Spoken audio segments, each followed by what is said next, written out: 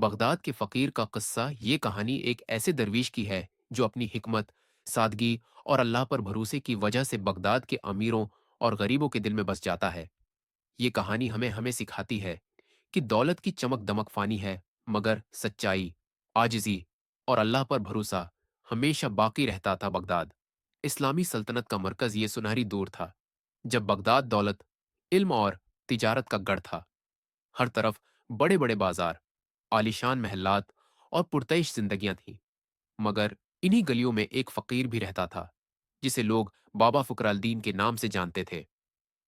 درویش کا طرز زندگی بابا فقر الدین کے کپڑے بوسیدہ، جوتے گھسے ہوئے اور ہاتھ میں ایک معمولی سی لاٹھی تھی، مگر اس کی آنکھوں میں روشنی تھی اور چہرے پر سکون۔ وہ کسی سے کچھ نہیں مانگتا تھا، جو ملتا صبر اور شکر کے ساتھ قبول کر لیتا۔ بازار میں فقیر کی موجودگی، بازار میں اکثر تاجر اور عام لوگ اس پر ہنستے، مگر جو بھی اس سے بات کرتا وہ سوچ میں پڑ جاتا۔ وہ لوگوں کو کہتا، جس کے پاس اللہ کا عشق ہو وہ سب سے بڑا بادشاہ ہے۔ یہ جملہ اکثر لوگوں کو حیرت میں ڈال دیتا، مگر کوئی اسے سنجیدگی سے نہیں لیتا تھا۔ بغداد کا دولت مند تاجر بغداد میں ایک مشہور تاجر علی بن سعید اپنی دولت اور سخاوت کے لیے جانا جاتا تھا۔ وہ ہر ہفتے غریبوں میں خیرات بانٹتا، مگر اندرونی طور پر بے سکونی کا شکار تھا۔ فقیر کو سونا دینا، ایک دن علی بن سعید نے درویش کو بیٹھے دیکھا اور جیب سے ایک سونے کا سکا نکال کر فقیر کے ہاتھ میں رکھ دیا۔ فقیر نے سکا دیکھا، مسکرا دیا اور کہا، اے نیک دل، میں نے آج تک اللہ کے دیے رزق کے سوا کچھ نہیں لیا، مگر اگر تم چاہتے ہو کہ یہ سکا قبول کروں تو مجھے ایک سوال کا جواب دو۔ فقیر نے کہا، اگر تمہارے پاس 1000 دینار ہوں اور ایک کھو جائے تو تم کیا کرو گے؟ علی بن سعید بولا، کچھ نہیں، باقی 999 ہیں، ایک دینار گیا تو کیا ہوا؟ فقیر ہنس کر بولا، پھر تو تعجب ہے کہ تمہاری ساری زندگی دولت اکٹھی کرنے میں گزری، مگر جب ایک دینار گم ہوتا ہے تو فکر نہیں کرتے، اور جب ایک لمحہ اللہ کی یاد سے غافل گزرتا ہے تو افسوس نہیں کرتے۔ یہ سن کر علی بن سعید کے دل پر گہرا اثر ہوا۔ قحط کی آمد چند سال، اس بعد بغداد میں سخت قحط پڑا، کھانے پینے کی اشیاء مہنگی ہو گئی، لوگ بھوک سے مرنے لگے۔ فقیر بھی فاقے کر رہا تھا، مگر اس نے کسی سے کچھ نہ مانگا۔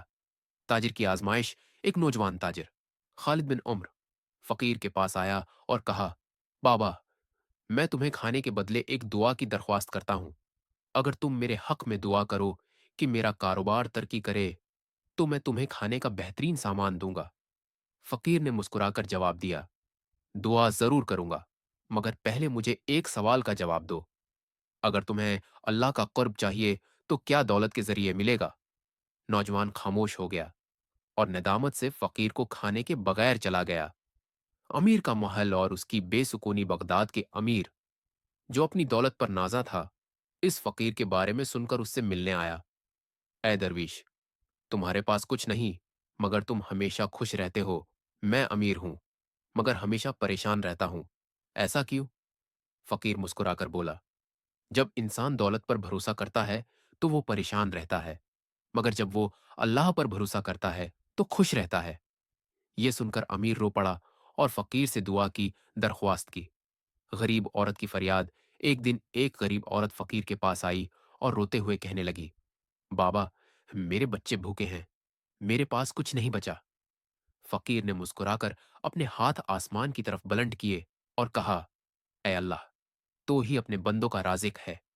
اسی وقت ایک تاجر وہاں سے گزرا اور اس نے اس عورت کو اتنی رقم دی کہ وہ کئی دنوں تک آرام سے کھا سکتی تھی۔ لوگ حیران ہو گئے اور کہنے لگے، یہ فقیر کوئی عام انسان نہیں۔ فقیر کی آخری گھڑیاں، کچھ سال بعد فقیر بیمار ہو گیا۔ اس کے مرید اس کے گرد جمع ہو گئے۔ کسی نے پوچھا، بابا، آخری نصیحت کیا ہے؟ فقیر نے مسکرا کر کہا، دولت آنی جانی چیز ہے، مگر ایمان اور اچھے اعمال ہمیشہ کے لیے ساتھ رہتے ہیں۔ اگر زندگی میں کچھ اکٹھا کرنا ہے تو وہ نیک عمل اور سچائی ہو۔ یہ کہہ کر وہ خاموش ہو گیا اور چند دن بعد اس دنیا سے رخصت ہو گیا، مگر بغداد میں اس کی باتیں صدیوں تک زندہ رہیں۔ سب دولت کی بجائے نیک اعمال کو ترجیح دینی چاہیے۔ جو چیز عارضی ہے، اس پر غم کرنا بے وقوفی ہے۔ सच्ची खुशी अल्लाह पर भरोसा करने में है, न कि दुनियावी माल और दौलत में।